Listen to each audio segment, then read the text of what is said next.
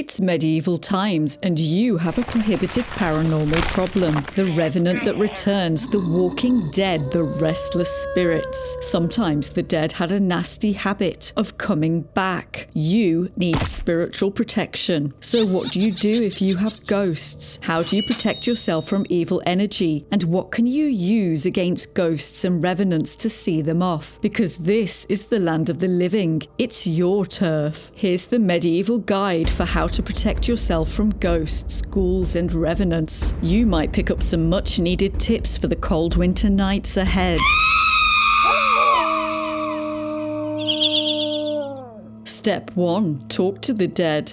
The undead want something, and resistance is futile because they have all the time in the underworld to bug you, so you better talk to them, I guess. First, you need to formally conjure them so they can tell you their problem. So you call them forth and you demand that they tell you why they are here. Maybe ask their name. Once you've helped them out, then they'll leave you alone because they'll finally be able to move on. But if you do try to talk to the dead, make sure to follow the next 2 steps to protect yourself from the spirits. Step 2. Draw a circle of protection around yourself. Amulets such as your crucifix can be used to draw protective circles and as general protection from evil spirits. Such protective amulets are available from your nearest local monk. Importantly, whether you have an amulet or not, you must. Step 3. Invoke God. Medieval ghost stories often tell how a protagonist orders a spirit that it may not harm them in the name of God, and thusly they are spared from danger. So you've spoken to the ghost and they told you about their sins. Now it's time to Step 4. Right the wrongs that they committed. It's time to find those silver spoons they nicked and return them to the rightful owner. Medieval ghost stories usually contain a religious lesson about how a good Christian ought to lead their life, because anyone who didn't lead a good life ends up here in Purgatory haunting you until you can help them pay off that moral debt. But perhaps it was a case that the ghost did not have what was considered a good death.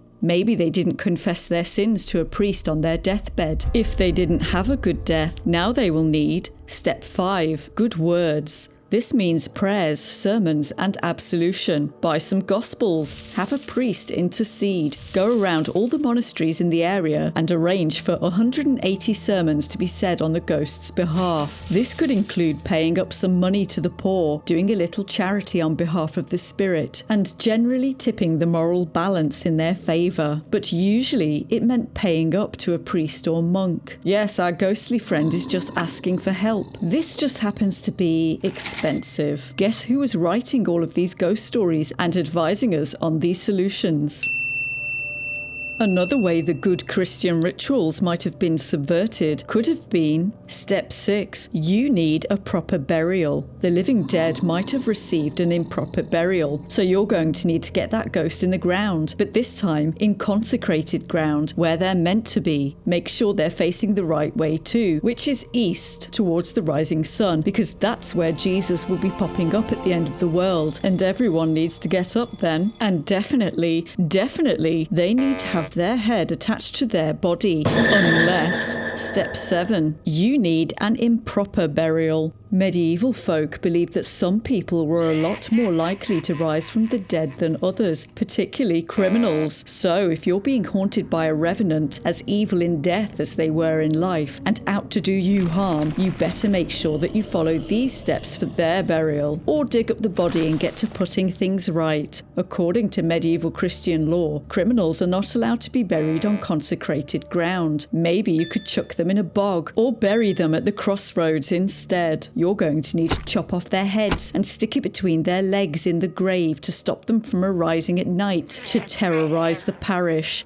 They might also need a stake through the heart, or remove it entirely and chuck it in the fire. And if you are yet still plagued by the dead, you need Step 8. Water. Long has it been known, since ancient times, that ghosts don't like water. They don't want to meet by water. They don't want to cross water. Holy water, they hate that too. Is this something to do with old pagan beliefs about bodies of water being sacred? If the ghost is still annoying you, you simply dig the body up and chuck them in a lake. There you have it. You've followed the steps to protect yourself from ghosts. Problem solved. Avoid an afterlife of purgatory by giving this video a like, and tell me your ghost stories in the comments, and subscribe to be forever haunted by me.